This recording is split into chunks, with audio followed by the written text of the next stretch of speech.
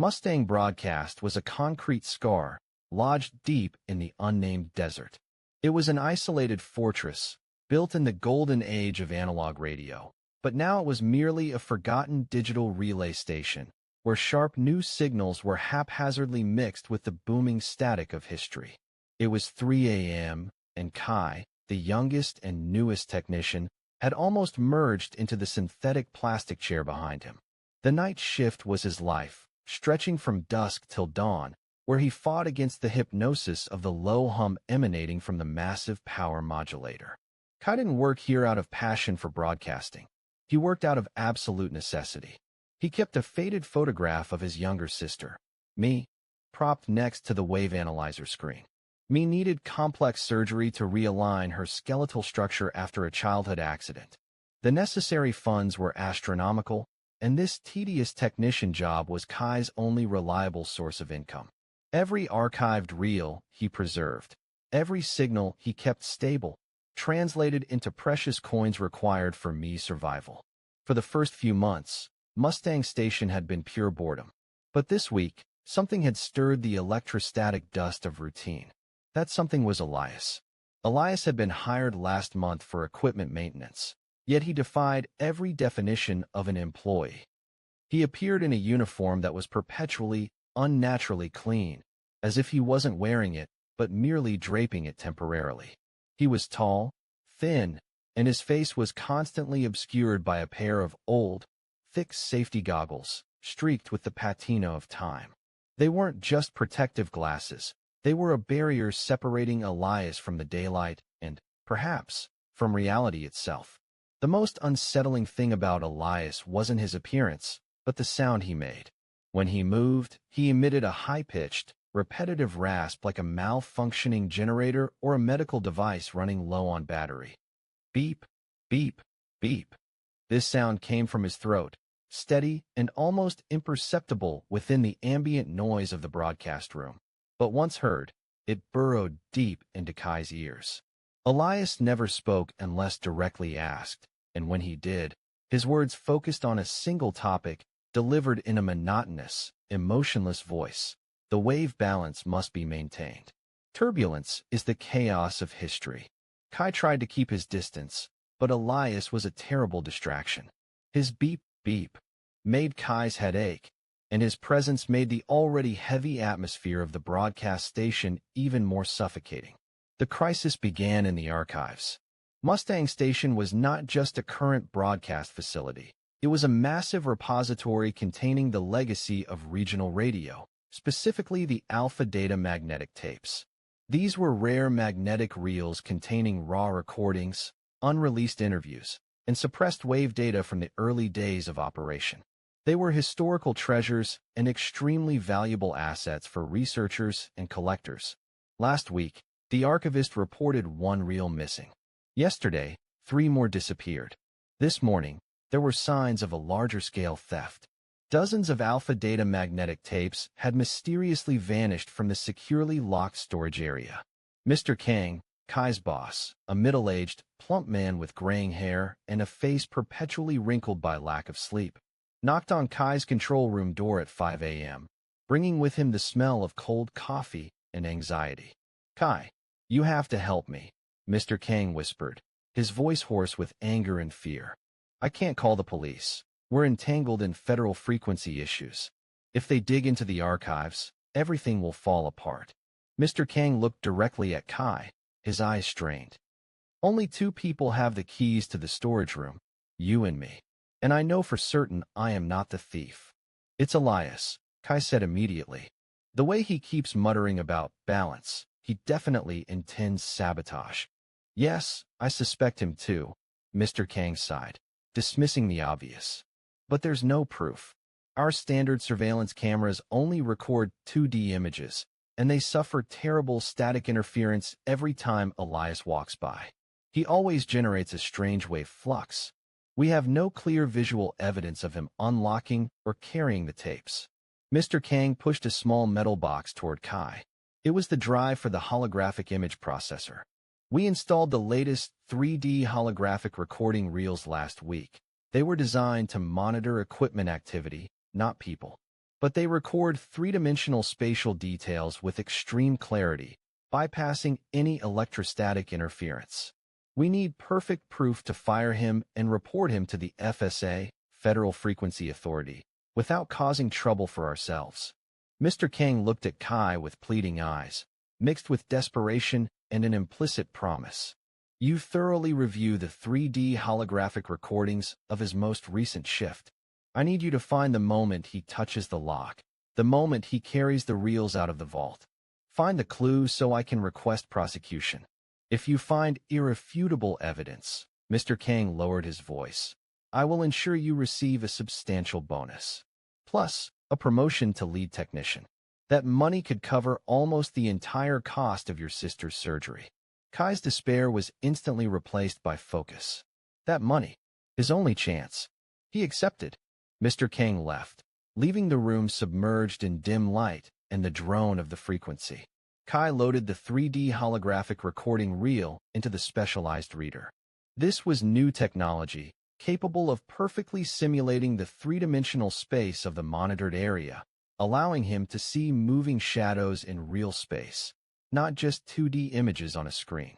He adjusted the focus, activated analysis mode, and began slow scrolling through Elias's 8-hour shift. Kai's target was simply a stolen magnetic tape. But what he was about to witness was far worse than a conventional theft. It was a severe rupture of reality. The 3D viewer shimmered to life. Unlike standard footage, which flattened everything into a grainy plane, the holographic projection rendered the archive room as a pale blue wireframe space, filled with luminous, volumetric ghosting of movement. The air thrummed with a low, barely audible frequency emitted by the reader itself, a counterpoint to the distant, high-pitched beep, beep, beep of Elias's physical presence, now echoing from the past. Kai scanned hours of routine maintenance, Elias checking wiring, dusting panels, his movements unsettlingly precise and devoid of wasted motion. When Elias finally approached the sealed magnetic vault, the holographic space began to distort. Where a human body should have appeared as a solid, continuous volume, Elias was a flickering collection of data points, constantly trying to resolve itself. The interference that had plagued the 2D cameras was now visually rendered in 3D, a rapidly vibrating field of high-frequency noise surrounding Elias's body, like a personal corona of static electricity. He didn't use the key. Elias stopped in front of the heavy steel door. His head, obscured by the thick goggles, tilted slightly. The beep intensified in the recording, moving faster, beep, beep, beep, sounding less like a faulty machine and more like a high-speed lock-picking sequence. Then, the holographic projection of Elias's hand didn't interact with the keypad or the lock cylinder. Instead, the vibrating energy field around his palm pulsed, and a section of the steel door, precisely the size and shape of the locking mechanism, began to visually vibrate at the same resonant frequency. It didn't open, it momentarily stopped existing in the space. The door remained physically closed, yet Elias stepped through the gap where the lock had been dematerialized, his form momentarily flickering into absolute invisibility as he passed the threshold. The steel reformed instantly behind him, untouched. Kai stared, cold sweat forming on his palms. This wasn't a man stealing tapes. This was an entity manipulating the very geometry of the facility using an applied frequency. Inside the vault, the actions were just as chilling. Elias didn't rummage. He went straight for the designated sections containing the alpha data tapes, the records detailing the earliest, most chaotic frequencies broadcast decades ago. He didn't physically touch the reels. Instead, as his hand hovered over them, the high-frequency field expanded, and the magnetic reels, one by one, lifted and dissolved into a shower of luminous white data shards, swirling momentarily around Elias's head before vanishing entirely. The theft wasn't about transportation or resale. It was about erasure. Elias was eliminating history. He wasn't taking the reels out of the station. He was dismantling the data on the spot. Kai fast-forwarded the recording, tracing Elias's steps back out of the vault, through the momentarily breached lock, and into the main transmission hall. Elias moved with a strange sense of purpose, not like a thief, but like a custodian completing a ritualistic cleanse. Where was the evidence? The holographic viewer showed Elias's non-standard entry and the spectral disintegration of the tapes, but the FSA required physical evidence.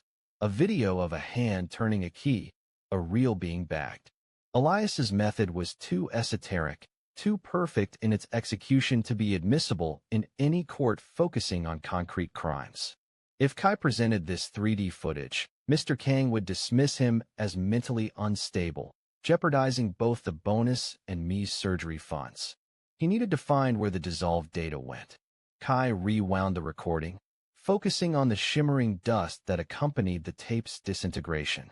It didn't disappear. It followed Elias, a cloud of residual magnetic information adhering to his high-frequency field. Elias walked slowly toward the central power modulation hub, a massive, aging piece of analog machinery that regulated the current and maintained the stability of the long-range signals.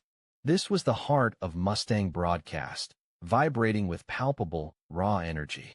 Elias stopped at the hub's main input port. He lifted the protective cover. The residual magnetic dust cloud swirled rapidly, converging into a visible stream of information. The stream flowed directly into the power hub.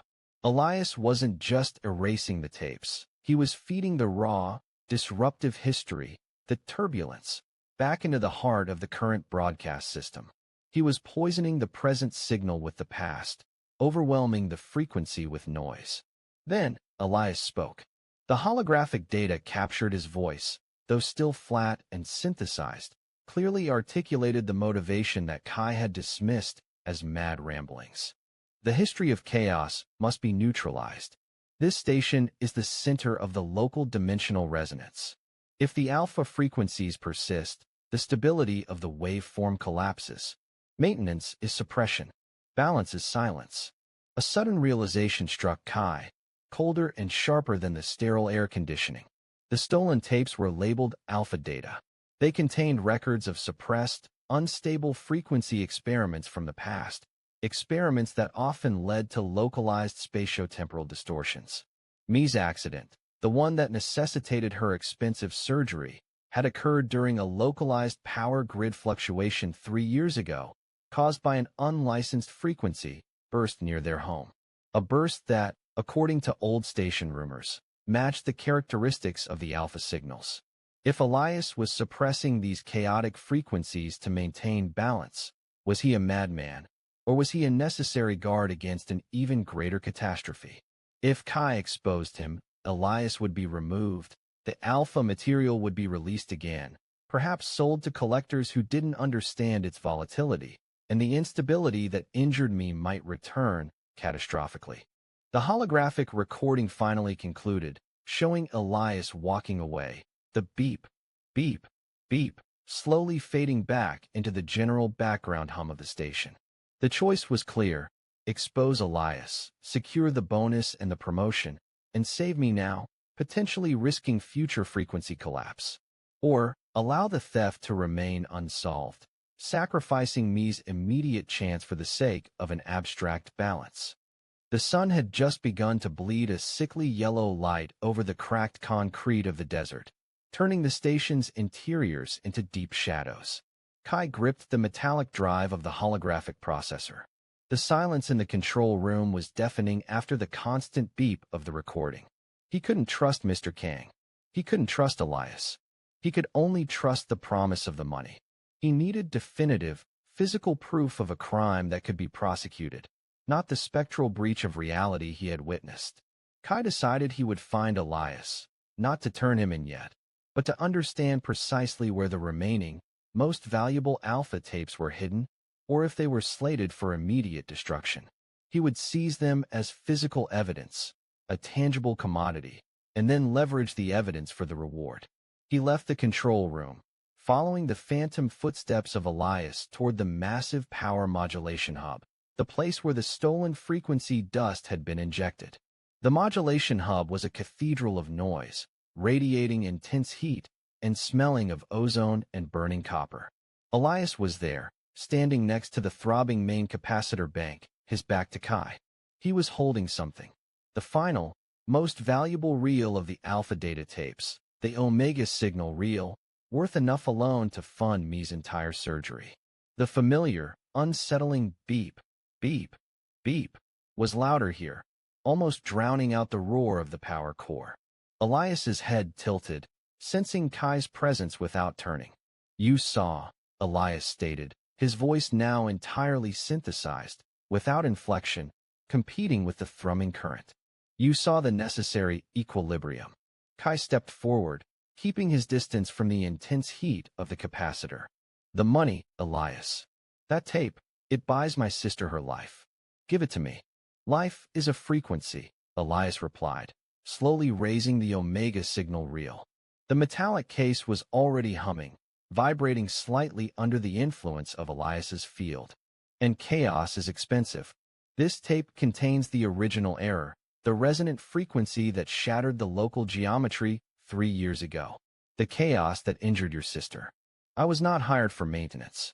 I was deployed for correction." Elias turned slightly, and Kai saw that his thick goggles were not glass, but a series of layered electromagnetic filters. They were distorting the light, making his eyes invisible, hiding something essential and inhuman. "If this signal is released, the cost will be exponential. If I destroy it, you lose your reward, but you gain stability.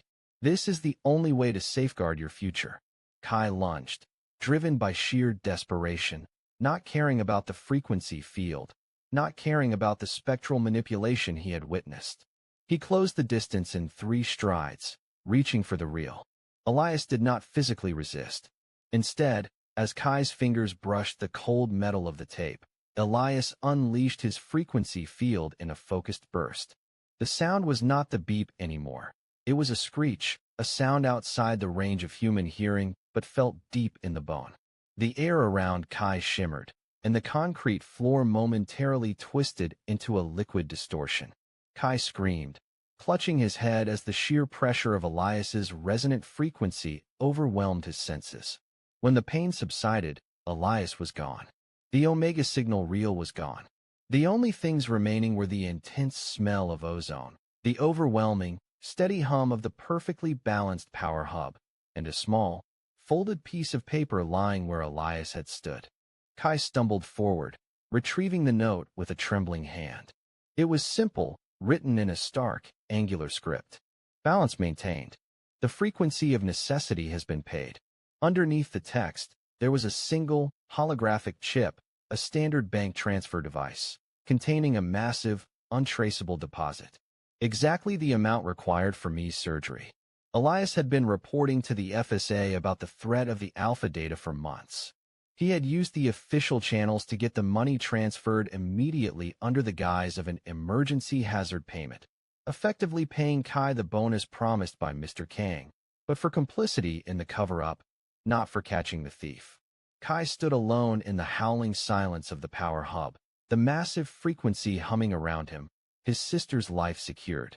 He had the money, but the price was acknowledging that the stability of his entire world was secretly maintained by spectral manipulation and the absolute erasure of historical chaos. He was now an accessory to the great, silent suppression of reality. He looked out at the desert, now fully bathed in the indifferent morning light, knowing that the beep, beep, beep of the frequency custodian might one day return, maintaining the fragile equilibrium that kept his world, and me, intact. Kai stepped into the auxiliary monitoring room, a small space soundproofed and armored with thick steel panels designed for maximum signal isolation. This was the only place at the Wild Horse transmission station equipped to view 3D holographic data reels, an outdated, cumbersome technology, but one that offered near-absolute spatial authenticity. His job was to review all 12 hours of Elias's shift. Mr. Kang had insisted that no conventional security camera caught Elias touching the magnetic tape storage area. This forced Kai to use the spatial data reels, which recorded precise light, heat, and positional fluctuations in 3 dimensions, recreating the moment as a transparent, permeable ghost image. Kai loaded the reel into the projector. The physical room vanished. He didn't look at a screen. He looked into space. A pale blue laser light began to scan, and instantly, the convenience store of the Wild Horse Station materialized as a translucent, hazy, and slightly grainy simulation. He could walk right through the checkout counter, sense the residual warmth of the ceiling lights, and hear the gentle hum of the ventilation fan. But all of it was merely physical memory reconstructed from light. Elias stood behind the counter, looming. His movements were slow, almost lifeless, save for his eyes, obscured by old safety goggles, which seemed to constantly scan. A high-pitched, disjointed, and profoundly irritating tut sound, like a faulty telegraph machine, emanated from somewhere around Elias's body, echoing in the simulated space. Kai had heard that sound standing next to Elias before, but now, it felt like an alarm bell, an insistent sign of something fundamentally corrupting reality. Kai fast-forwarded through the early hours. The work was tedious, selling cigarettes, refilling cold coffee pots, serving truck drivers fueling up. At exactly 21:07, the first scenario began to repeat. The first customer appeared, the foil hat man. A strange regular, he always wore a thick hat folded from aluminum foil, claiming it shielded him from government mind control waves. He stepped inside, gave an exact cough, and headed straight for the battery rack. "Got any Delta for batteries?" the old man asked, his voice raspy. Elias, mechanical, replied. "Those were discontinued in 2045. We have Gamma 9. I'll take 3 packs of peppermint gum." The old man completely ignored Elias's response, instead selecting 3 packs of gum, dropping the cash onto the counter without waiting for change, and turning to exit. Kai scribbled a note. 21:07. Foil hat man gum. Cough. Kai sped forward another hour. He expected to see Elias cleaning or resting. But just as the simulated clock blinked 22:07, the station door swung open. The same precise cough. The same heavy footsteps. And there he was again, the foil hat man. Kai felt the blood rush to his head. The old man should have been at least 100 miles away by now. Long-haul drivers could turn back, but not after exactly 1 hour. "Got any Delta for batteries?" the old man asked, his voice raspy, identical to before. "Elias, those were discontinued in 2045. We have Gamma 9. I'll take 3 packs of peppermint gum," the old man said. The horror escalated within Kai. This was not a coincidence. It was a script. The loop intensified as other customers joined this temporal dance. At 22:07, the second recurrence of the foil hat man, a young woman appeared. The broken radio girl. She wore a mint green leather jacket and clutched an antique radio with a shattered screen and bent, broken antenna. Her first appearance had been at 21:14. Kai quickly reversed the tape. She walked in, tapping her foot nervously, and approached the counter. "Excuse me, could I borrow an outlet?" she whispered. "I need to listen to this silver wave broadcast, but my radio is dead." Elias silently pointed to a secluded wall outlet. She plugged the radio in. She waited. 5 minutes passed. She unplugged it, her face crestfallen. "It still won't work. Seems the frequency is dead." She then bought an expired chocolate bar and vanished. Now it was 22:14. The girl reappeared. The girl. "Excuse me, could I borrow an outlet? I need to listen to this silver wave broadcast, but my radio is dead." Elias pointed to the outlet. She plugged it in, waited 5 minutes, unplugged it, bought the expired chocolate, and vanished. They held no memory of the previous encounter. They didn't recognize the absurdity of returning to the same spot, buying the same faulty item, and repeating the same dialogue exactly 1 hour later. They were puppets, driven by an invisible thread. Kai skipped ahead to 23:07. The foil hat man appeared for the 3rd time. Cough. Delta, 4 batteries. Peppermint gum. The broken radio girl appeared for the 3rd time. Silver wave. Outlet. Expired chocolate. And now, a new character joined. The highway safety man. He wore a glaring orange reflective suit, covered in grease, and perpetually carried a massive, unlit flashlight. 23:17. He entered. The man. "Did you see my truck keys?" "Red ones. I must have left them by the coffee counter." Elias stared silently at him. The man. Ah, I remember now. I don't have a truck. I need the spiciest bag of chips you have. He bought the chips, paid, and walked straight out, leaving a streak of mud on the floor. Kai was horrified as he checked 2217 and 2117. Just as he predicted. The perfect model. The highway safety man appeared. Asked about the red truck keys. Realized he didn't own a truck. Bought spicy chips. All their behaviors were perfectly synchronized. Every customer was frozen in a meaningless theatrical loop, repeating themselves forever at exactly 1-hour intervals, forming a perfectly arranged sonic wave of frequency. The greatest horror was not the behavior of those unfortunate customers, but Elias's reaction. Throughout these 3 loops, Elias operated like an unflawed, programmed machine. He gave the reply to the foil hat man about the delta for batteries, even though he knew the man would ignore it. He pointed to the outlet for the girl, even though he knew the radio would never work. He accepted the man's illogical key search. Elias never frowned, never showed surprise, or even a hint of awareness. His face in the dim holographic light was merely a skin mask. He was not a witness trying to ignore a supernatural event.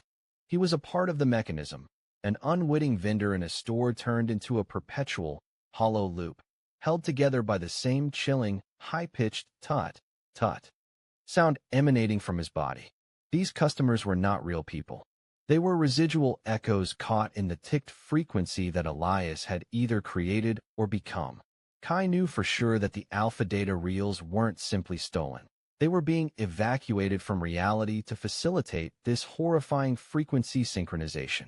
He had to fast forward to the moment of midnight, the moment when Elias reportedly vanished from the counter to perform the theft. Kai sped through the tape, bypassing the empty hours as the station sank into the deep night. At 11:59 and 58 seconds p.m., Elias stood still behind the counter, his tut, tut sound ringing out steadily like a death knell. 12 a.m. The digital clock in the projector changed color, signaling the date transition. Kai stared intently at Elias in the 3D simulation, awaiting a physical action, a shift. But nothing happened. Elias remained motionless. Then, it occurred. Not on the conventional camera feed, nor within the holographic simulated space. A large, curved monitor occupying Kai's peripheral vision, the wideband frequency analysis screen, suddenly flared to life. This specialized screen tracked ultra-low frequency, ULF, oscillations, usually displaying harmless squiggly lines. But now, the entire screen, from side to side, was dominated by a face. It was Elias. Massive, distorted, the face was no longer a 3D projection, but a living image formed from the very sine waves themselves. His safety goggles had melted away, revealing blood-red, pupilless eyes. The tut, tut sound in the room abruptly escalated into an ultra-high frequency shriek, rattling the lenses of the holographic projector. Elias was not looking at the surveillance camera. He was looking directly at Kai, cutting through the walls of space and time. Kai felt the frequency pierce him. The giant, radio wave face seemed to smile, a grin without a mouth. At exactly 12 o'clock and 3 seconds a.m., Elias's face shattered into a blast of white light and vanished from the frequency analysis screen. Simultaneously, Kai heard a single, sharp ultrasonic chirp coming from the warehouse section in the 3D simulation. He switched the simulation to the warehouse. Elias was not there. But where hundreds of alpha data reels had been neatly stacked on the steel shelves, there was now only an empty gap. There were no physical signs of theft. The reels had been non-physically evacuated, erased from reality by the wave walker. Terrified and chilled, Kai rushed out of the viewing room. He knew he was no longer dealing with a simple robbery. He picked up the desk phone, his hand trembling, and dialed Mr. Kang, followed by the emergency line for the Federal Frequency Authority, FSA. Mr. Kang, it's Kai. The tape theft. Mid-sentence, Elias's tut, tut rang out again, but this time not from the projector. It rang from everywhere in the room.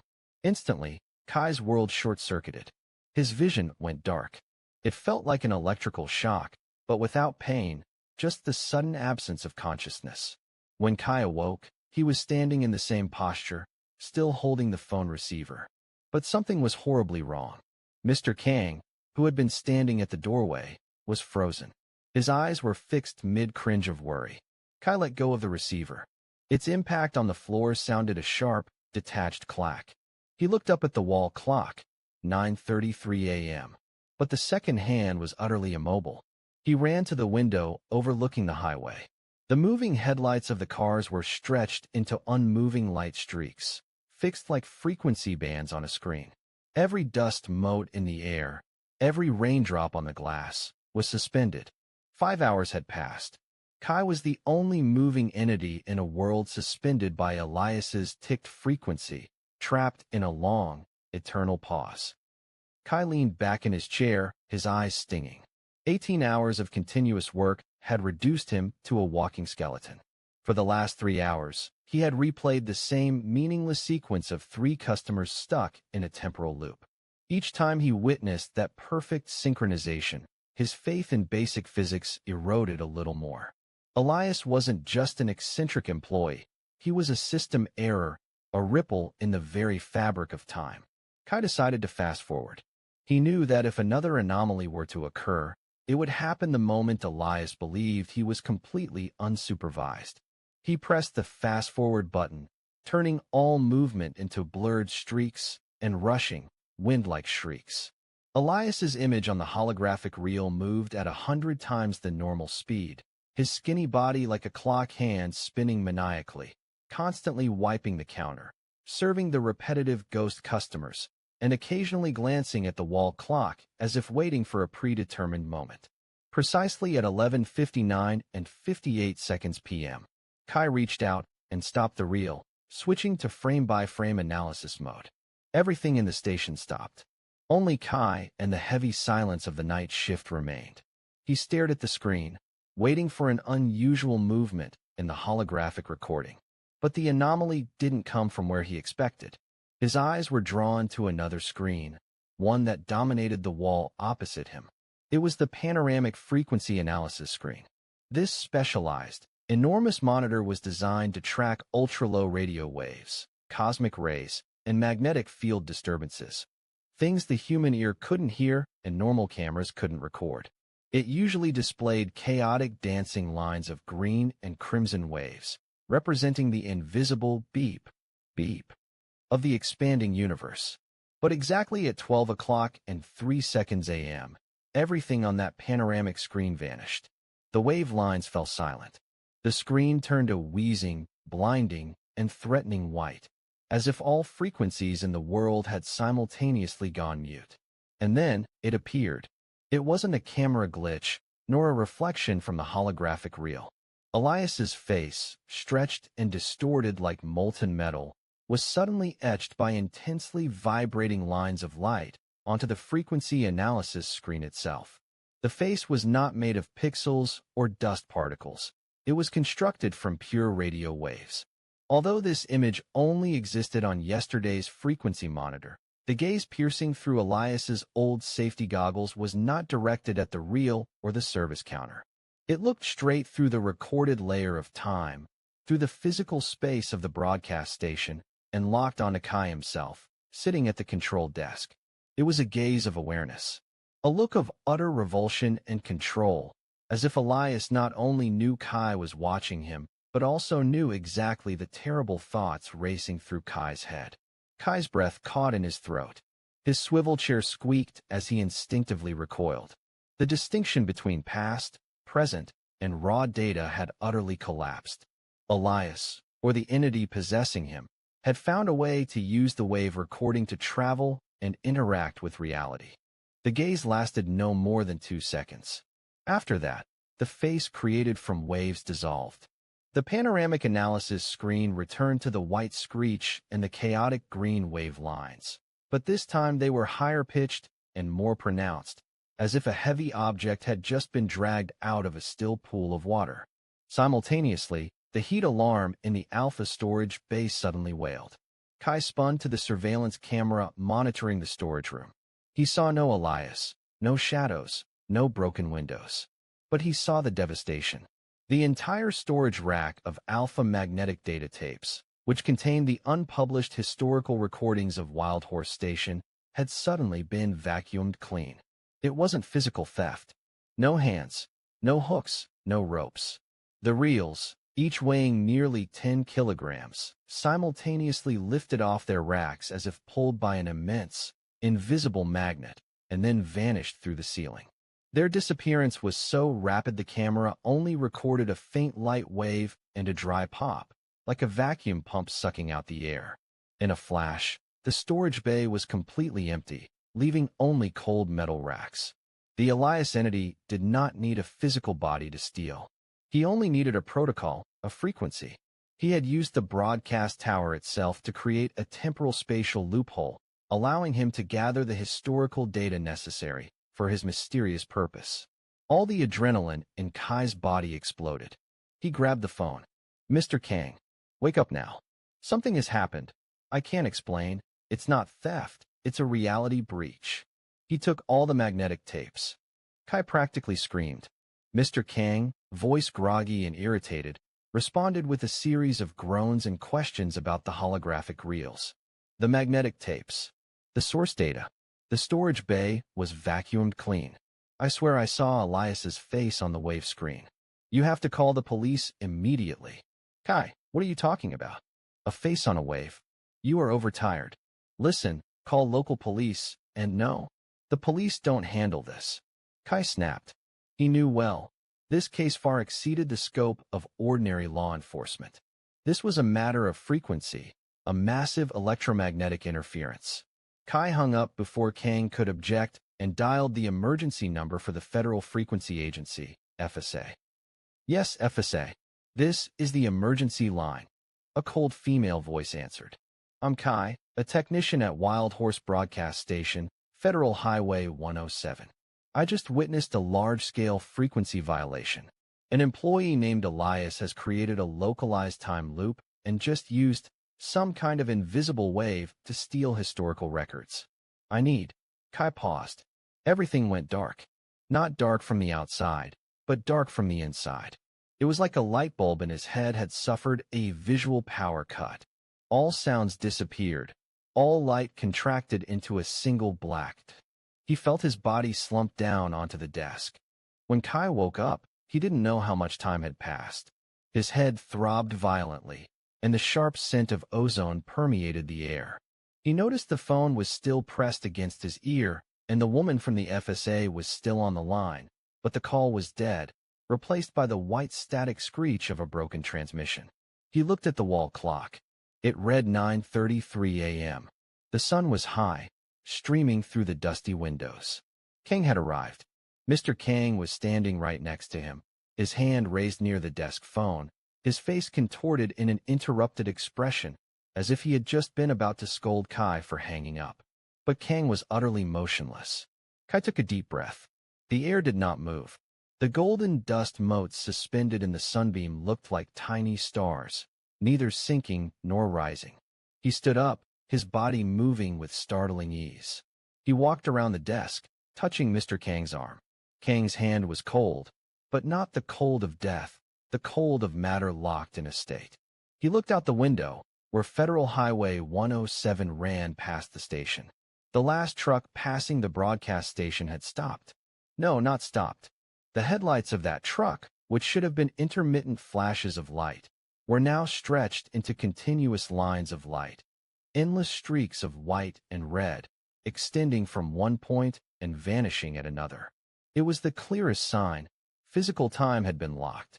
The speed of light still existed, but the time it took to travel had been infinitely elongated. Kai checked the clock again. 9:33 a.m.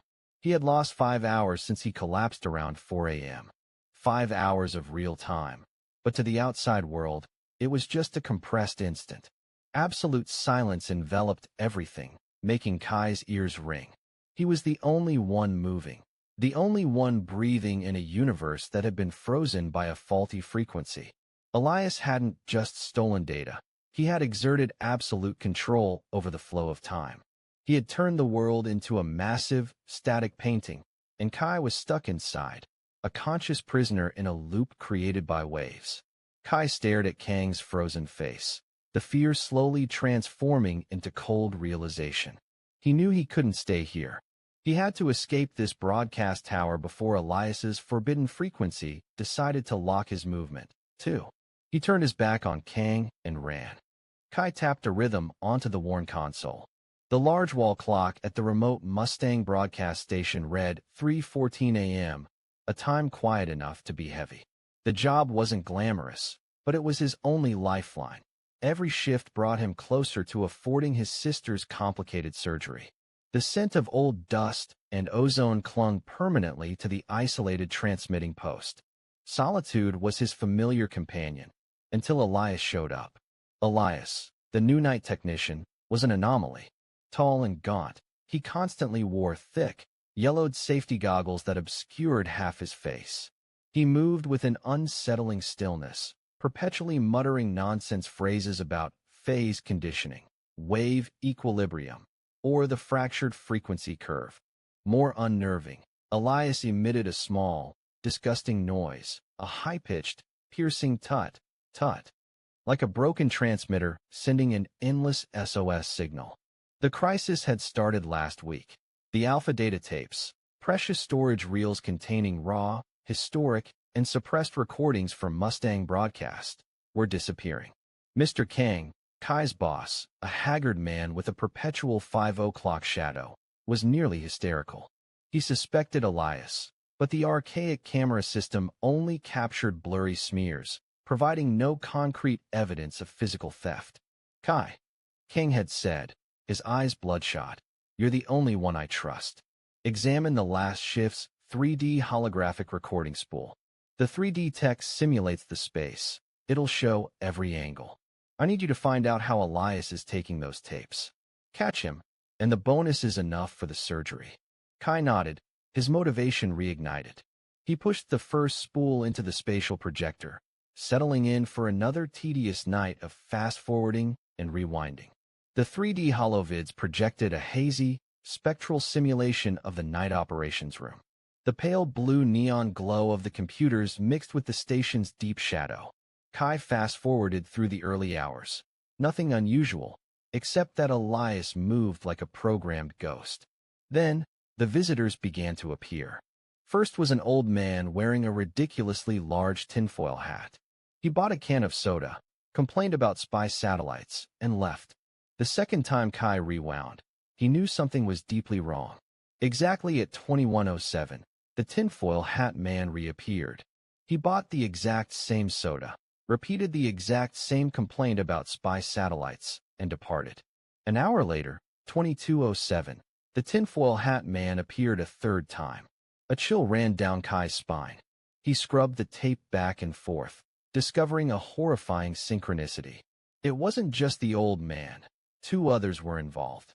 The girl with the broken radio, who entered at precisely 21:15, 22:15, and 23:15, always saying, "I think it's out of phase, but I can't fix it."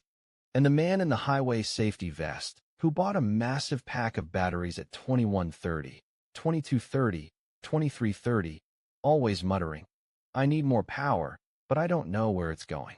They were trapped in a nonsensical drama, a small temporal loop inserted into reality. Elias's reaction was the most terrifying part. The new technician served them with utter composure. He didn't blink, didn't show the slightest surprise at this blatant rupture of reality. Elias was simply an oblivious, mechanical clerk, offering the programmed greeting and taking the money. Kai realized Elias wasn't a witness to this loop. Elias was the conductor of it, or, more horrifyingly, a part of the frequency creating it. The persistent tut, tut, emanating from him seemed to be the rhythm of the repetition. Kai frantically forwarded the holographic tape towards midnight. A pounding headache started, as if his brain was struggling to process the inconsistent data. Exactly at 12:03 a.m., the impossible occurred. Elias's face suddenly appeared, not on the small security feed monitor, but on the panoramic frequency analysis screen, a 7-foot display only used for tracking ultra-low frequency, ULF, oscillations. Elias's face filled the view, distorted and fractured by white noise, but the eyes behind the yellowed goggles stared straight through Kai, not into the camera lens. It was a direct, unmediated breach of reality. The moment Elias's face vanished from the frequency screen coincided with the final theft. Kai reviewed the hollow vid of the archives. The entire shelf of alpha data tapes was non-physically evacuated. The reels vanished, defying gravity, with no collision or movement signature from anyone. They were simply erased from space. Kai yelled and immediately grabbed the phone, dialing Mr. Kang. "Boss, it's not theft. He's not human. He abandoned Kang and immediately called the Federal Frequency Agency, FSA. His voice was shaking as he tried to explain the broken frequency, the looping customers, the face on the wave screen. Just as he was saying, "His name is Elias. He is creating a reality breach," he was abruptly visually shut down. It wasn't fainting. It was a cessation. When Kai woke, he was stuck.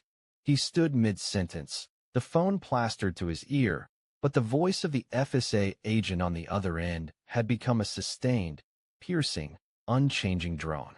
The clock on the wall was frozen at 9:33.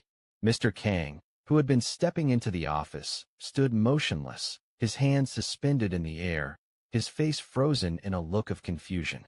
Kai turned to the window. The red and white streaks of car lights on the highway were elongated into faint, unmoving lines of energy, indicating that physical time had utterly broken. 5 hours had passed, yet not a single photon had moved. Kai was the only one in motion, an anomaly in a cosmic still life. He breathed, he panicked, and he realized that somehow the fractured frequency had frozen all of reality around him. Kai couldn't bear the horrific silence of frozen time. The air was thick, the sound vacuum complete, save for the frantic pounding of his own heart. He knew he had to break free. He ran. He jumped into his pickup truck, driving desperately to get outside the tower's range. As the truck flashed past a milestone about 5 miles from the station, everything abruptly restarted. Sound slammed back in like a flood. The screech of Kang's office door, the burst of the FSA agent's voice on the phone, the sudden screech of brakes on the highway. Everyone resumed their actions as if not a single instant had been lost. To the world, only a tick had passed. "Hello? Can you hear me? What did you say about a loop and Elias?" The FSA agent's voice was clipped. Kai took a deep breath, stammering out the station's address. By morning, Mustang broadcast was under lockdown. Unmarked black SUVs, cold, charcoal-uniformed agents with advanced wave-measuring equipment. They weren't police. They were the stability controllers of reality. They were the FSA. Kai was escorted to a temporary office, a windowless metal trailer parked far from the station. Inside, the air was sterile, electronics banned. He sat opposite Senior Agent Lai, a young woman with sharp eyes and a terrifying professional demeanor. "Kai," Lai began, her voice level. "We cross-referenced Mustang broadcast personnel records. We also located Elias's listed residence." Lai placed an old, faded photograph on the table, a group of smiling engineers. "Elias claimed to live in a small house off the highway. That address is an empty dirt lot, Mr. Kai," Lai explained. "In 1987, this area was a secret research facility, the precursor to the current Mustang station.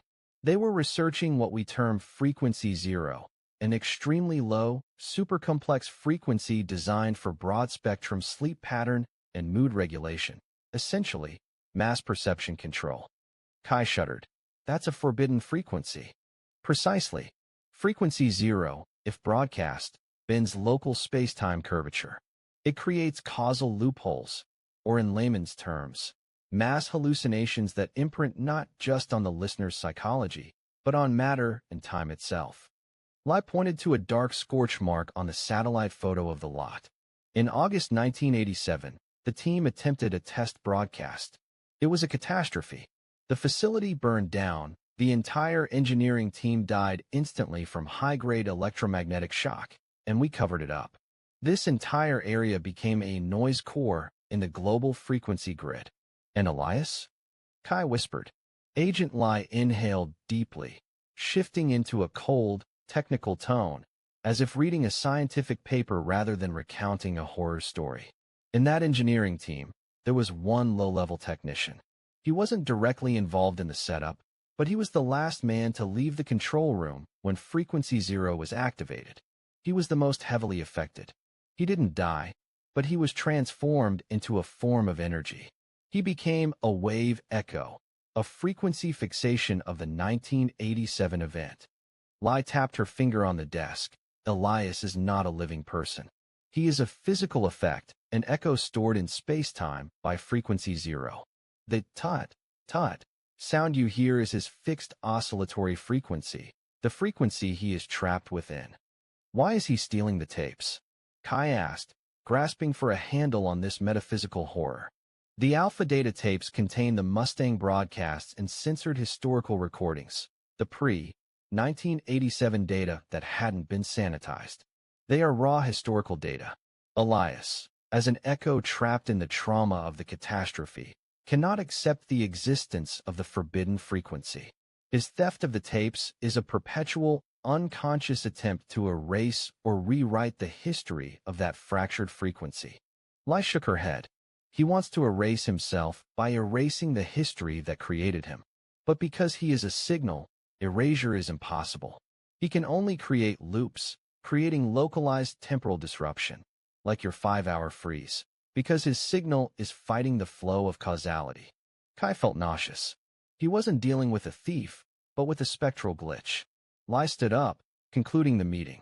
We tried to suppress his frequency with the latest suppressors, but we cannot detain a physical signal. He is simply the repetition of an action that occurred. And those customer loops you saw, those were long-haul drivers who stayed too close to Elias's 0 frequency during a repetition. They became stuck, becoming part of his broadcast. Lai stared unblinkingly at Kai. Unbelievably, the signal repeat has begun again. We thought we sealed it off in 87. She slid a thick document titled FSA 4089, Non-Disclosure and Silence Agreement, across the table. You are the only surviving witness, besides Elias. You experienced a direct breach of time and causality. Everything you heard and saw must be wiped from public history. If you speak of this, you will be deemed a threat to global frequency security. Sign here. Kai shakily signed his name. He received an enormous settlement, far more than Kang's promised bonus, enough to cover not just his sister's surgery, but her future. He was being paid to forget. Lai retrieved the document. You are free to go, Kai. And remember, the story of Elias, of Frequency 0, of Mustang broadcast, never happened. Kai drove away, horrified but partially relieved. Terrified, yes, but at least the truth was revealed, and his sister was financially secure. He was no longer trapped by the dangerous task. He returned to Mustang broadcast to collect his belongings. The station was strangely clean. The FSA agents had removed all their specialized gear. Everything seemed terrifyingly normal again. Kai walked into the familiar night control room. The scent of old dust and ozone clung to him once more. He looked around the room, his mind blank, yet feeling a familiar pressure. He suddenly reached up and rubbed his temple, mumbling to himself for no obvious reason. That's right, he muttered, his voice carrying an inexplicable tension, as if he had just remembered something critically important, yet had no idea what it was. All the knowledge he had gained from Agent Lai, about Elias being the wave echo, the time freeze, frequency 0, had been scrubbed from his mind. The FSA intervention, the NDA, the large sum of money, everything was erased. He looked at the 3D holographic projector, where the spool of Elias's shift still lay. Kai spoke the exact words he had started with, driven by an unstoppable compulsion. I have work to do. I need to review this tape immediately. I need to catch that weirdo stealing the tapes for the reward money. It's the only chance I have to save my sister. All knowledge and horror had been expunged by Elias's forbidden frequency. Kai had been pushed back to the exact moment the task began. He was locked in a manipulated time cycle, his original noble motivation now the perfect excuse for the eternal repetition of the frequency crisis. In a hidden corner of the control room, a high-pitched, dreadful tut Tut. Sounded and faded. The signal had reset. Kai stepped out of the hazy glass tower of the Federal Frequency Investigation Bureau, FSA. The morning sunlight was blinding, flat, and unreal. His entire body ached, not from physical assault, but from the strain of reality being stretched and then snapped forcibly back into place. He clutched the stack of non-disclosure agreements. Flimsy paper holding the unbelievable truth about a technician dissolved into an echo wave, an electromagnetic ghost trying to fix corrupted history. Echo wave, forbidden frequency, loop? Kai mumbled, the sound of prayer and a curse. He felt a cold release. He had seen the full picture. Even if the world was being manipulated by a dead man who controlled time, at least he knew the source of the nightmare. He wasn't insane. He drove his old pickup back toward Mustang Broadcast. The highway seemed completely recovered from the temporal freeze. Cars were moving. The high-tension streetlights no longer stretched into infinite smears of light. Everything was normal, and that normalcy was the most terrifying thing. It felt like a wound hastily stitched up, with the infection festering underneath. As Kai pulled into the station parking lot, he noticed something strange. Although he had been driving for over an hour, he was still listening to the same outdated pop song he had been playing when he left. Coincidence? Or was Elias's forbidden frequency beginning a new repetition? Kai stepped inside the station. The familiar smell of cold coffee and electromagnetic dust hit him. He passed through the control room, the space that had been frozen for 5 hours. Mr. Kang wasn't there. He was probably meeting with the FSA agents, who would smoothly lie to him and coerce him into signing yet another NDA. Everything in the control room was arranged exactly as it had been when he left. Too precisely. His swivel chair was tucked neatly against the desk. His coffee mug, which he distinctly remembered spilling onto the floor in a panic while calling the FSA, was sitting perfectly on the coaster. He paused before the massive panoramic frequency analysis screen. This screen should have terrified him. It was where he had seen Elias's face superimposed across reality. Instead, he felt only vague curiosity, a sense that the screen was important, but he couldn't remember why. Strange, Kai muttered. He raised a hand to rub his temple. His head suddenly felt heavy. The knowledge of Elias, the man who died in 1987, who was now a waveform, was beginning to fade, not like a forgotten memory, but like data being deleted from a hard drive. He tried to recall the meeting with the FSA. He remembered the White Office. He remembered the agent's cold face. But the content? Just a jumble of the words frequency, hallucination, and commitment. He walked straight to the magnetic tape archive. He looked at the empty shelves where the alpha data tapes had been stored, stolen, recovered, or had they? He couldn't be sure. A splitting headache descended. That's when he heard it. The high-pitched, dreadful beep, beep. It wasn't coming from the speakers or any equipment. It was coming from inside his head. It was the sound of erasure. The forbidden frequency was doing its job. Elias wasn't just controlling time. He was controlling the perception of time. What Kai had experienced, the horror, the chase, the revealed truth, was just a patch of corrupted data that the forbidden frequency had to continually fix and eliminate to maintain the loop. Under the influence of the wave, Kai felt the fear leave his body. It was replaced by a massive drive, a compulsion to act. He suddenly remembered why he had to work here, at this dreary broadcast station. My sister, the surgery, all the metaphysical horrors he had just endured no longer mattered. The only thing that mattered was the money, the original goal. The forbidden frequency hadn't deleted Kai completely. It had only deleted the memories that resisted the loop, keeping the motivation that initiated the loop. Kai returned to the control room, his eyes empty, but his body charged with the energy of a fresh, urgent mission. He saw the box containing the 3D holographic recordings sitting neatly on the desk. Why hadn't he watched them yet? He must have been distracted by the tedious night shift, or perhaps by the mention of the name Elias. Elias. The name brought up a vague discomfort, an indistinct suspicion.